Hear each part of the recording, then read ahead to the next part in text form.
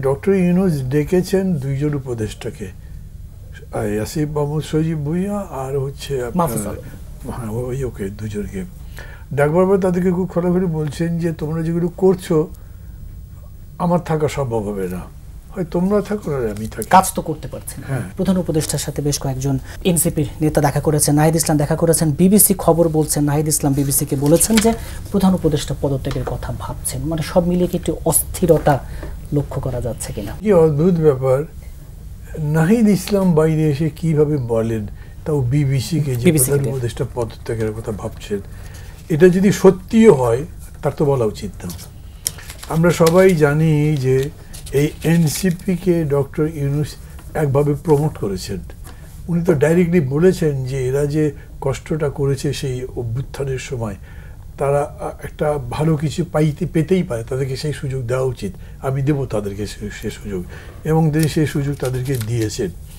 এখন বিষয়টা হয়েছে যে তার আগের ঘটনা হচ্ছে যে ডক্টর ইউনূস ডেকেছেন দুইজন উপদেষ্টাকে, আসিফ মাহমুদ সজীব ভুঁইয়া আর হচ্ছে ওকে দুজনকে ডাকবার পর তাদেরকে খুব খোলাখুলি বলছেন যে তোমরা যেগুলো করছো আমার থাকা সম্ভব হবে না, হয় তোমরা থাকো না আমি থাকি, কাজ তো করতে পারছেন। বিবিসির ভাষাটা অনেক এগুলো তো ধরেন বিশেষ করে মানব জমিনে এসছে, অন্য জায়গাতেও আসছে। তো এইটা হলো তার একটা ইমোশন বা সেন্টিমেন্টের বিষয়। তো এবার আমি আপনাকে একটা কথা বলি, ডক্টর ইউনূসের আমি ছাত্র ছিলাম, তো আমি তাকে অনেক আগে থেকে চিনি। উনি প্যারিস থেকে চিকিৎসা করে ফিরে আসলেন, এয়ারপোর্টে শপথ নেননি, তখনই একবার বলেছিলেন উনি এই করতে চান, তার কথা শুনতে হবে, না শুনলে উনি আবার ফেরত চলে বিমানবন্দরে দাঁড়িয়ে তিনি প্রথম সংবাদ সম্মেলনে বলেছেন। এরপর আরও দুই একবার বলেছেন। আমি ওনাকে ব্যক্তিগতভাবে বলেছি, আলাদা করে কয়েক জায়গায় বলেছি যে since you have taken the responsibility, আপনি বলতে পারেন না এটা করতে পারেন, এরকম করে চলে যেতে পারেন না। এখন যে উনি চলে যেতে চাচ্ছেন, পদত্যাগ করতে চাচ্ছেন, আমি কিছুটা মনে করি না। যদি চাইতেন ডক্টর ইউনূসকে, আবার আমি বলি, আমি যতটুকু জানি, ইফ ইজ ডিসাইডেড যে উনি থাকবে না, ওনাকে দড়ি দিয়ে বেঁধেও আপনারা রাখতে পারবেন না। উনি ওরকম সিদ্ধান্ত করেননি। এইটা উনি তার কষ্ট থেকে, দুঃখ থেকে, ওদের প্রতি ভালোবাসা থেকে তাদেরকে বলেছে যে তোমরা এগুলো করো না, এবং যাতে তারা তাদের জায়গাতে আসে। যেমন বলেছে তোমরা জামাতের সাথেও ঝগড়া লাগিয়েছো, ওই পার্টির সাথে ঝগড়েছো, সবার কথা বলেছে। তো সেই রকম করে উনি যদি তাদেরকে একটা শিক্ষা দেওয়ার চেষ্টা করেন, তারা ভালোই করেছেন। কেন যে এই শিক্ষার্থীদেরকে এরকম করে গাছে উনি তুলে দিয়েছেন। আমি এটা কয়েকবার বলেছি, আমাদের 52 সাল থেকে এই পর্যন্ত যত ছাত্র আন্দোলন হয়েছে, এই দেশ তো ছাত্র আন্দোলনের ফসল। কোনোবার ছাত্র নেতারা কিন্তু সরকারে যেতে চায়নি, তারা মন্ত্রী হতে চায়নি, এবার উনি বানিয়ে দিয়েছেন। এবং বারবার উনি বলছেন যে এরাই হলো ভবিষ্যৎ।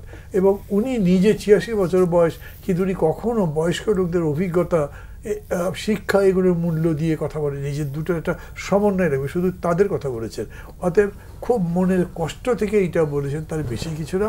কিন্তু আমি খুবই চিন্তিত যে এই মনের কষ্ট দিয়ে এখনকার সমস্যার সমাধান করা যাবে না।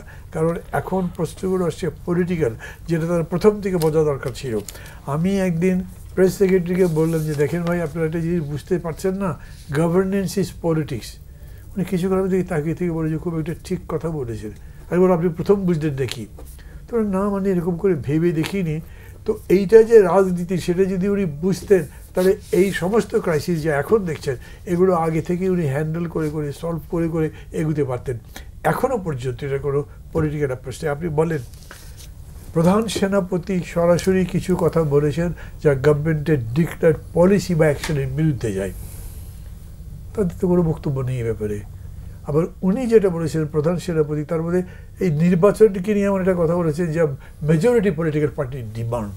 এবং আমি যেমন ব্যক্তিগতভাবে মনে করি এটা সম্ভব, ডিসেম্বরের মধ্যে ইলেকশন দেওয়া সম্ভব। তো আমি তার বক্তব্য বিরোধিতাও করছি না, আমি তাকে সমর্থন করছি। কিন্তু একই সঙ্গে আমি বলছি, তাহলে গভর্নমেন্টের পজিশন কি? গভর্নমেন্ট কি নির্বাচন দিতে চাও দিন, তার মানে পুরো একটা কুয়াশা আপনি তৈরি করে ফেলেছেন, ধোঁয়াশা তৈরি হয়েছে, মানুষ কনফিউজ হবে, এর মধ্যে দিয়ে সব কিছু সামনের দিকে যাবে কীরকম করে?